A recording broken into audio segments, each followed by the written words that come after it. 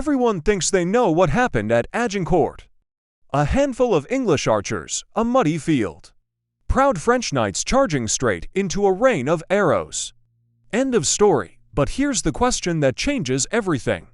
What if Agincourt wasn't a miracle at all? What if it wasn't luck?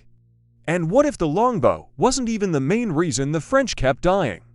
Because when you strip away the legend, the Battle of Agincourt on October 25, 1415 starts to look less like a fairy tale and more like a carefully engineered slaughter. And once you see it, you can't unsee it. Let's rewind. It's 1415, England and France have been fighting on and off for decades in what we now call the 100 Years' War. King Henry V of England has just landed in northern France with an army that, on paper, has no business winning a major battle. He invades Normandy, besieges the port of Harfleur, and loses a huge number of men not to combat, but to disease, dysentery, fever, exhaustion. By the time Harfleur finally falls, Henry's army is badly weakened. Modern historians estimate he has maybe 6,000 to 9,000 men left. Many are sick, many are injured, and winter is coming. Henry decides to march northeast toward the English-held port of Calais, not to conquer more land. Just to get home. The French know this, and they are furious. They raise an army that may number 20,000 to 30,000 men. The exact number is debated, but everyone agrees on one thing. The French massively outnumber the English. They include some of the best armored knights in Europe. Men trained from childhood to fight on horseback, covered head to toe in steel. Confident, proud, certain of victory, they intercept Henry near a small village called Agincourt. And this is where the story usually jumps straight to the arrows. But pause for a second, look at the field, it's narrow. Forest on one side, forest on the other. Recent rain has turned freshly plowed farmland into thick mud. This matters more than people think. Henry arrives first, he chooses his ground. This is not an accident, he places his army at the narrow end of the field. Archers on the flanks, men at arms in the center. And then he does something very important. The English archers plant sharpened wooden stakes into the ground in front of their positions. Not random sticks, carefully prepared obstacles designed to break a cavalry charge. And then Henry waits, the French arrive, and they hesitate. This is another part people skip. The French do not immediately charge. They argue. Nobles argue over who gets to lead. Who gets honor? Who gets captured enemies for ransom? Because in medieval warfare, capturing a noble alive could make you rich. Killing him was sometimes a waste, so the French delay. Hours pass. During this delay, the field gets worse. The mud gets deeper, armor gets heavier, horses sink. And the English do nothing. They stand, silent, tired, sick, waiting. Eventually, Henry makes a move. He orders his army to advance a short distance. Just enough to bring the French within longbow range. This is not desperation, it's provocation, and it works. The French feel insulted, they feel pressured. And finally, they attack. First comes the mounted knights. And yes, arrows fly, thousands of them. The English longbow is powerful. At close range, it can penetrate armor. At longer range, it kills horses, wounds faces, hands, legs. But here's the key detail. The arrows do not wipe out the French cavalry. Not completely. What they do is disrupt it. Horses panic, riders fall, formations break. And when the cavalry reaches the English line, the stakes stop them. Horses impale themselves or refuse to charge. The survivors turn back, straight into the next wave. And that next wave is where the real disaster begins. The main French force advances on foot. Hundreds of heavily armored men at arms, packed tightly together, moving through deep mud. Every step is work. Every step drains energy. Their armor can weigh over 50 pounds. They are hit by arrows the entire way, not always fatal. But painful, distracting, exhausting. They stumble over fallen men and horses from the earlier charge. They fall. And when they fall, it is very hard to get back up. By the time they reach the English line, many are already close to collapse. And then the fighting turns brutal, up close, chaotic. The Englishmen at arms hold the center. But here's the part most people don't expect. The archers drop their bows. They rush in with knives, hatchets, mallets. They attack the flanks of the French. They target gaps in armor, visors, armpits, the backs of knees. This is not noble knightly combat. This is survival, and it works. The French are packed so tightly they can barely swing their weapons. They push forward, crushing their own men. Some suffocate, some drown in the mud. Chroniclers from the time describe men being pressed so hard they cannot lift their arms. This is not a heroic charge.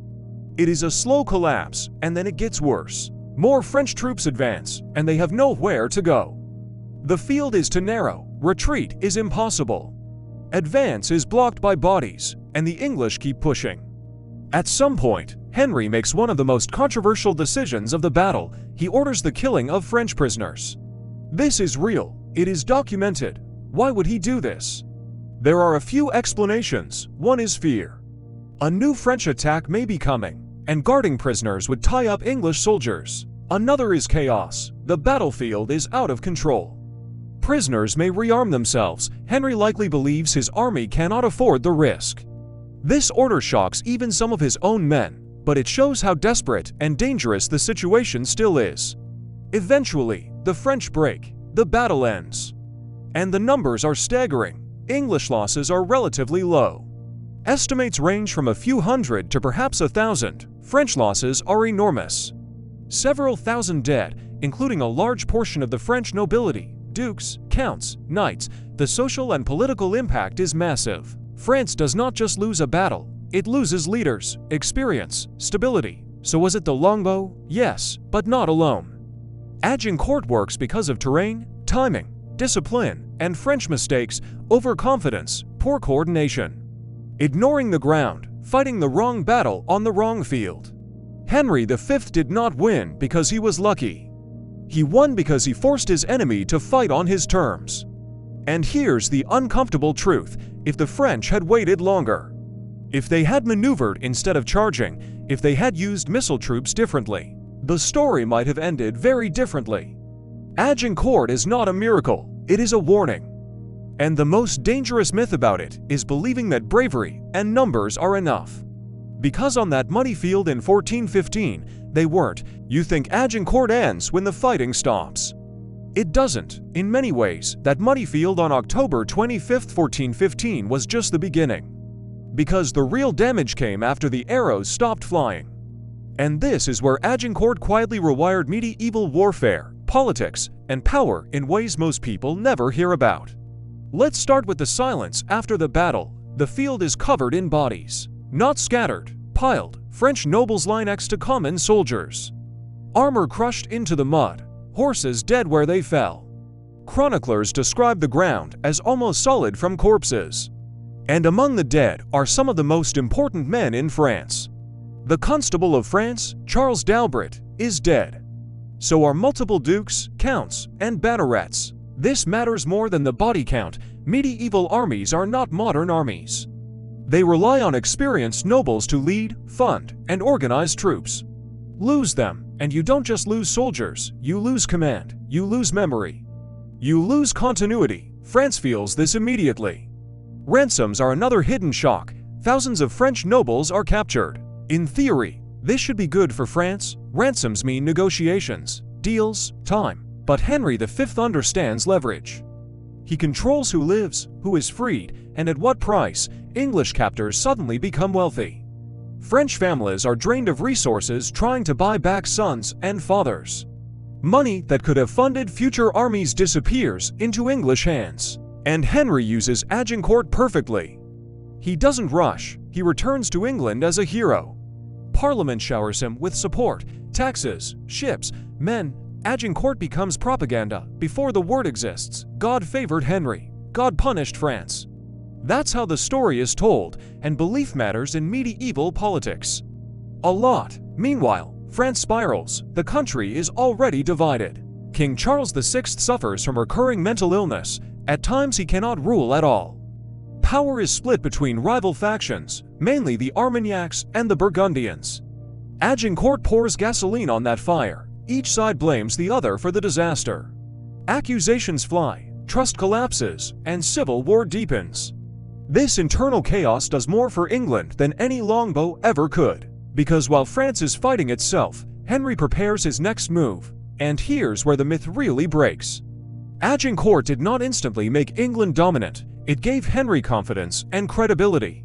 But he still has to fight hard. Over the next several years, Henry returns to France again and again. He captures towns, he besieges cities, and he learns, he adapts. He uses artillery more, he coordinates infantry better. Agincourt becomes a template, not a one-off. And in 1420, 5 years after Agincourt, the unthinkable happens, the Treaty of Troyes. France, broken and divided, agrees that Henry V will marry Catherine of Valois and become heir to the French throne. Let that sink in. An English king is officially recognized as the future king of France. This would have sounded insane before 1415. Agincourt made it possible. And then history twists the knife. Henry V dies suddenly in 1422, likely from dysentery.